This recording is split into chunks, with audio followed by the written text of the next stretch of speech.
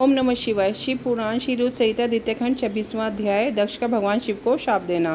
ब्रह्मा जी बोले, हे नारद, पूर्व काल में समस्त महात्मा और ऋषि प्रयाग में इकट्ठा हुए। वहां पर उन्होंने एक बहुत विशाल यज्ञ का आयोजन किया था। उस यज्ञ में देवर्षि, देवता, ऋषि, मुनि, साधु, संत, सिद्धगण तथा ब्रह्मा का साक्षात करने वाले महान ज्ञानी पधारे, जिसमें मैं स्वयं अपने तेजस्वी निगमों आगमों सहित परिवार को लेकर वहां पहुंचा। वहां बहुत बड़ा उत्सव हो रहा था। अनेक शास्त्रों में ज्ञान की चर्चा एवं वाद विवाद हो रहा था। उस यज्ञ में त्रिलोकीनाथ भगवान शिव भी देवी सती और अपने गणों सहित पधारे थे। भगवान शिव को वहां आया देख मैंने सभी देवी देवता और ऋषि मुनियों को उन्हें झुककर भक्तिभाव से प्रणाम किया, अनेक प्रकार से उनकी स्तुति की। शिव जी की आज्ञा पाकर सभी ने अपना आसन ग्रहण किया। इसी समय प्रजापति दक्ष भी वहां पहुंचे।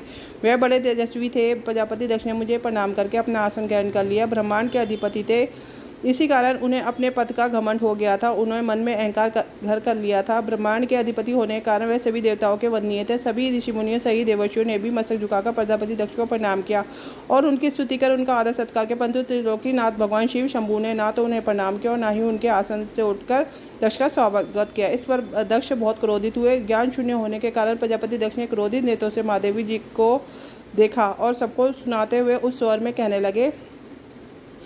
लगे, सभी देवता, असुर, ब्राह्मण, ऋषि मुनि मुझे नम्रतापूर्वक प्रणाम कर मेरे आगे सर झुकाते हैं। यह सभी उत्तम भक्तिभाव से मेरी आराधना करते हैं, परंतु सदैव प्रेतों और पिशाचों से घिरा रहने वाला यह दुष्ट मनुष्य क्यों मुझे देखकर अनदेखा कर रहा है?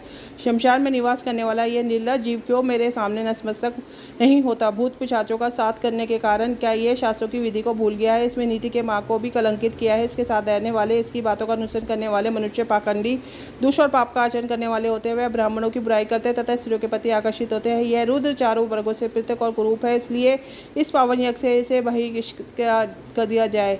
यह उत्तम कुल और जन्म से हीन है, इसे यज्ञ में भाग न लेने दिया जाए। पुत्र क्रोध से विवेक समाप्त हो जाता है। दक्ष ने शिव के लिए अपशब्द कहते समय उसके परिणाम पर तनिक भी विचार नहीं किया। अहंकार के कारण वह शिव के स्वरूप को भूल गया। वह यह भी भूल गया कि आदिशक्ति ने जिसका तप द्वारा वर्णन किया वह कोई साधारण पुरुष, ऋषि या देव नहीं है। ब्रह्मा जी बोले, हे नारद, दक्ष की यह बातें सुनकर भृगु आदि बहुत से महर्षि रुद्रदेव की दुष्ट मानकर उनकी निंदा करने लगे। यह बातें सुनकर नंदी को बुरा लगा, उनका क्रोध बढ़ने लगा। वे दक्ष को शाप देते हुए बोले, महामूढ़, दुष्ट बुद्धि दक्ष, तूने मेरे स्वामी देवादिदेव महेश्वर को यज्ञ से निकालने वाला कौन होता है? जिनके स्मरण मात्र से यज्ञ सफल हो जाते हैं और तीर्थ पवित्र हो जाते हैं, तू उन महादेव जी को कैसे शाप दे सकता है? मेरे स्वामी निर्दोष हो, तूने अपने स्वार्थ की सिद्धि के लिए उन्हें शाप दिया गया और उनका मजाक उड़ाया। जिन सदाशिव ने इस जगत की सृष्टि की उनका पालन किया है, जो संहार करते हैं, तू उन्हीं महेश्वर को शाप देता है। नंदी के ऐसे वचनों को सुनकर प्रजापति दक्ष के क्रोध को कोई सीमा नहीं रही। वे आग बबूला हो गए। नंदी समय सभी रुद्रगणों को शाप देते बोले, अरे दुष्ट रुद्रगणों, मैं तुम्हें शाप देता हूँ कि तुम सब वेदों से बहिष्कृत हो जाओ, तुम वैदिक मार्ग से भटक जाओ, सभी ज्ञानी मनुष्य तुम्हारा त्याग कर दे, तुम शिष्ट आचरण ना करो, पाखंडी हो जाओ, सिर पर जटा, शरीर पर भस्म में हड्डियों के आभूषण धारण कर मदपान शराब का सेवन करो। जब दक्ष ने शिव जी के प्रिय पार्षदों को इस प्रकार शाप दे दिया तो नंदी बहुत क्रोध हो गए।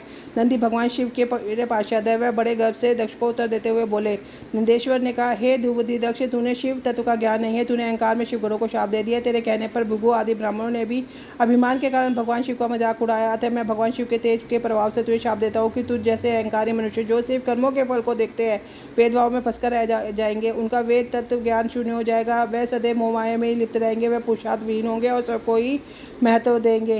वह क्रोधी व लोभी रहेंगे। वह सदा ही दान लेने में लगे रहेंगे।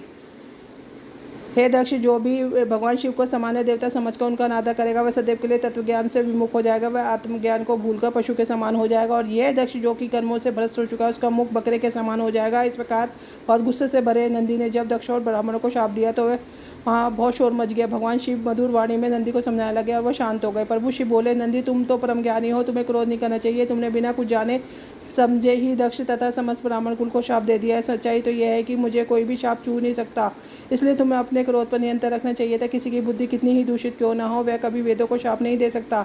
नंदी, तुम सिद्धों को तत्वज्ञान का उपदेश देने वाले हो। तुम तो जानते हो कि मैं यज्ञ हूँ, मैं ही यज्ञ कर्म हूँ, यज्ञ की आत्मा मैं हूँ, यज्ञ प्रायण यजमान भी मैं हूँ, फिर मैं कैसे यज्ञ से बहिष्कृत हो सकता हूँ? तुमने व्यर्थ ही ब्राह्मणों को शाप दे दिया है। ब्राह्मण जी बोले, नारद, जब भगवान शिव ने अनेक प्रकार से नंदी को समझाया तो उनका क्रोध शांत हो गया। तब शिव जी ने अपने गणों और पार्षदों के साथ अपने निवास स्थान कैलाश पर्वत पर चले गए। क्रोध से भरे दक्ष भी ब्राह्मणों के साथ अपने स्थान पर चले गए, परंतु उनके मन में महादेव जी के लिए क्रोध एवं ईर्ष्या का भाव ऐसा ही रहा। उन्होंने शिव जी के प्रति श्रद्धा को त्याग दिया और उनकी निंदा करने लगे। दिन ब दिन उनकी ईर्ष्या बढ़ती ही जा रही थी। इसके साथ रुद्र संहिता का 26वां अध्याय पूर्ण होता है। ओम नमो पार्वते पते नमः। हर हर महादेव।